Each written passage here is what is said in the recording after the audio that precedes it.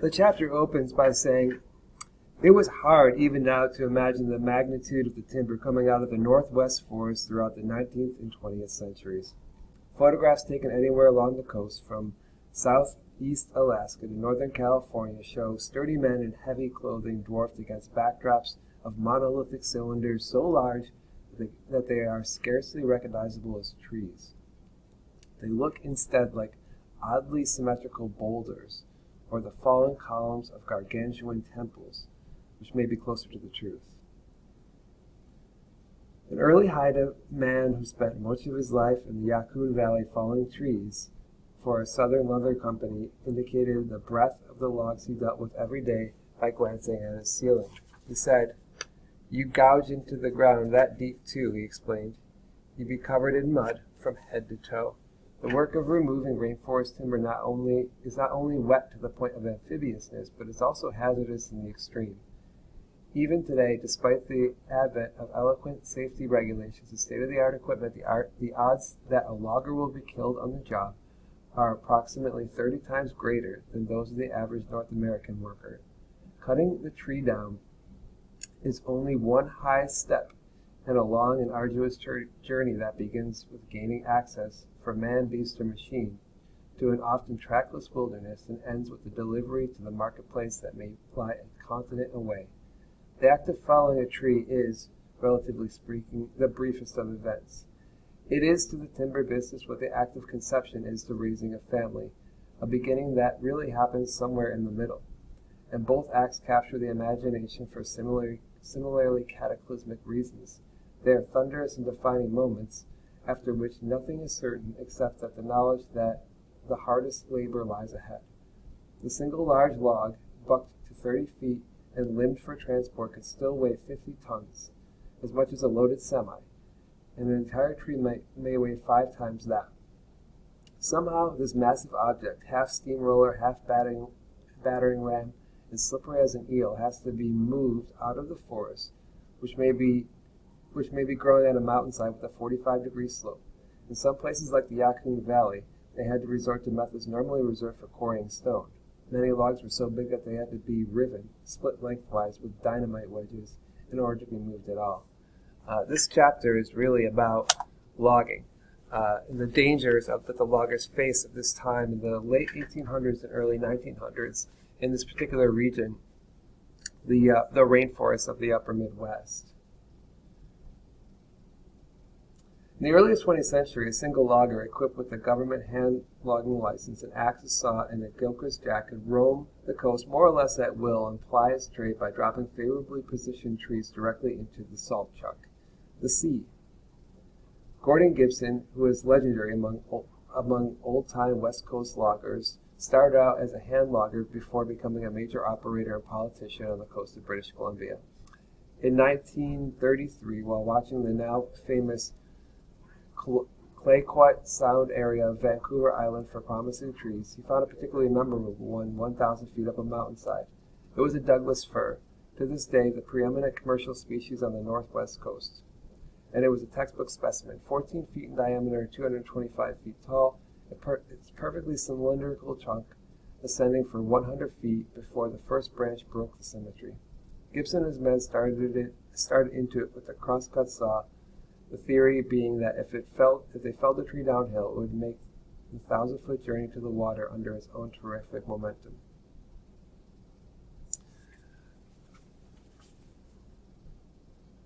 The chapter goes on to see. I kind of want to read. I really like this chapter. You could probably tell I'm just like reading it because I think every part of it's pretty poignant. But I know that we only have so much time. But let me read this next chapter too. However, before any cutting could begin in a tree like this, a series of steps had to be built into the trunk in order to get above the tree's broad base or butt swell, where the roots began to fan out. Since a big tree's butt swell might begin well above a man's head, a feller would cut a series of notches into the side of the tree, about 6 inches deep, the size of a small mail slot. Once these cuts were made, a sturdy plank called a springboard would be inserted endwise into each notch. This crude portable scaffolding is what the fellers would stand on as they chopped and sawed their way through the big West Coast trees. A metal shoe with a sharp lip kept the springboards from slipping out as they bounced up and down with the rhythm of the men's work. Neil McKay, an old-timer from Vancouver Island who came into the business when horses were still a common feature in the woods, recalls springboards reaching 5 to 6 levels high. They still do on occasion today. Oh boy, I just want to keep reading, but I'll stop. This passage then goes on to talk about, the danger of when the tree's actually starting to fall, how these guys had to get off of these planks of wood and get to safety in a hurry. And as many of you know, if you've ever tried to fell a tree, sometimes that could be a pretty unpredictable endeavor. You plan for it to fall one way, but it doesn't always fall that way, and sometimes the base of the tree can kick out, only adding to the hazardous work that these people were facing.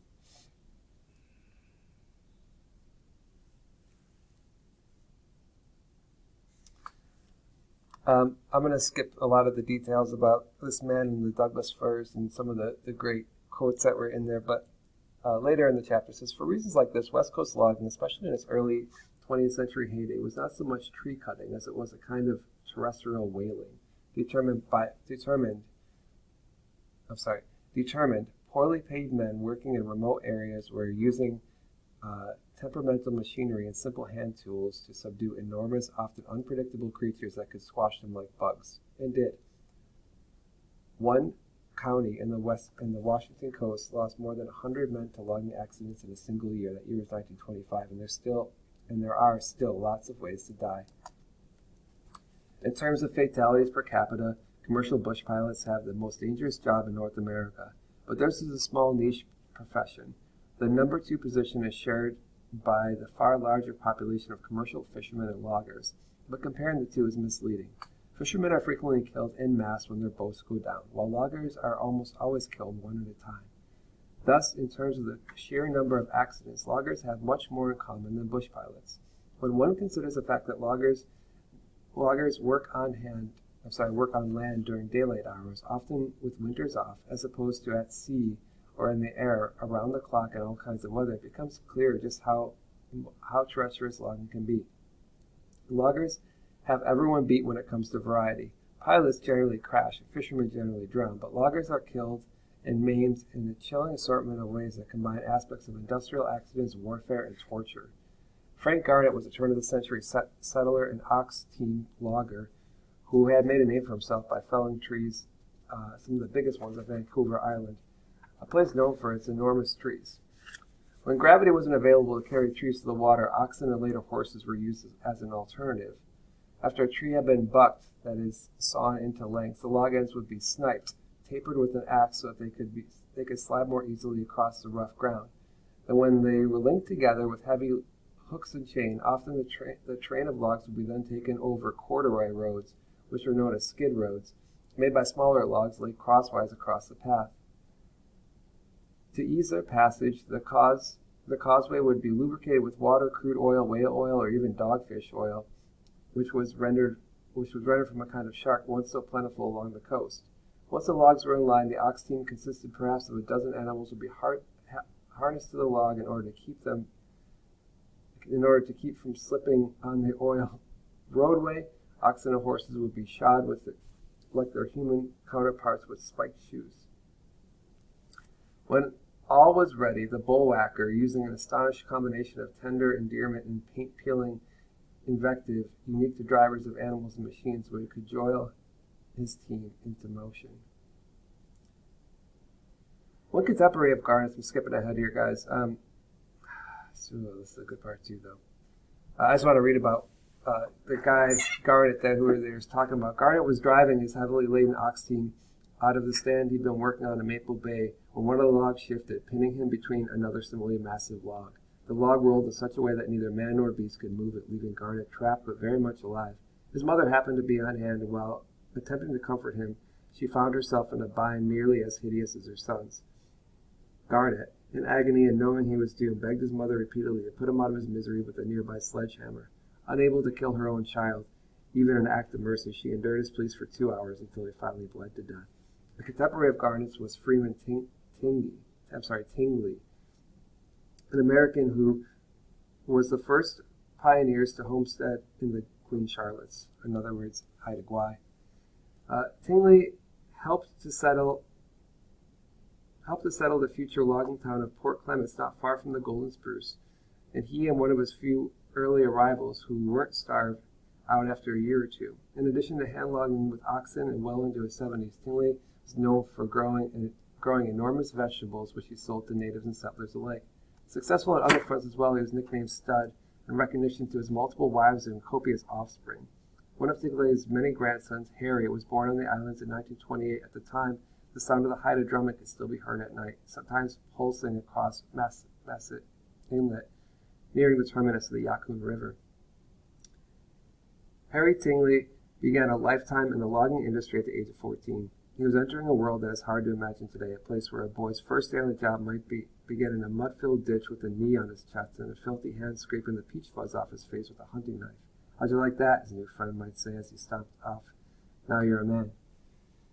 Tingley retired in 1993 at the age of 65, but statistically speaking, he should have probably died long before that. Tingley lost one brother and two half-brothers to logging accidents, and that was just the beginning. Like veteran bush pilots, career loggers often rattle off the names of the dead and crippled comrades in numbers whose only comparison can be found among professional soldiers. One friend of Tingley named Valancourt was scalped by a flying cable. Another named Judd McMahon was dragged through an edger, a machine used for squaring up the edges of rough boards. Quote-unquote, Mighty Joe Young broke his back when he was thrown from a skidder after losing control while hauling logs off a mountainside. Carl Larson was hit so hard by a cable that the impact tore the aorta out of his heart. Another Swede Tingley knew was killed when a tree he was felling kicked back, striking him from behind as he ran. Still another managed to make it safely to Vancouver, only to lose his life when he stepped out of a Granville Street bar and was shot through the head by a drunk firing at random from a block away. For years, Vancouver's News Herald maintained the logger's death count box, just as the New York Times does for the American soldiers during wartime. Tingley, who logged the Haida Gwaii spruce up to 16 feet in diameter, seemed to have survived on luck and cat's reflexes. Another half-brother found 3 rounds.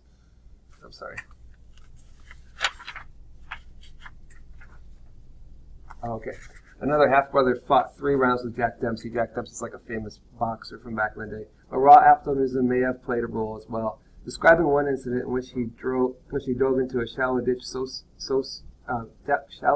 too soft in the blow of a runaway log, he said, "You know, the body will compress a little when a log rolls over it." But sometimes Tingley was too quick for his own good. Once, while on a drunken tear, he made the mistake of insulting a big Italian named Ferdinand. The man took exception, knocked Tingley to the ground, and proceeded to kick his head in. If another logger named Bear hadn't intervened, Ferdinand probably would have succeeded. Tingley was carried unconscious to the bunkhouse and put in bed, where he was awakened the next morning by the foreman, the push, coming in to fire him. Tingley could only hear the man's voice because he was blind. He had been kicked so hard that his eyes filled with blood. When the push saw Tingley's face, he gasped and rushed out of the room. Tingley overheard him in the hallway telling the first man his eyes are gone.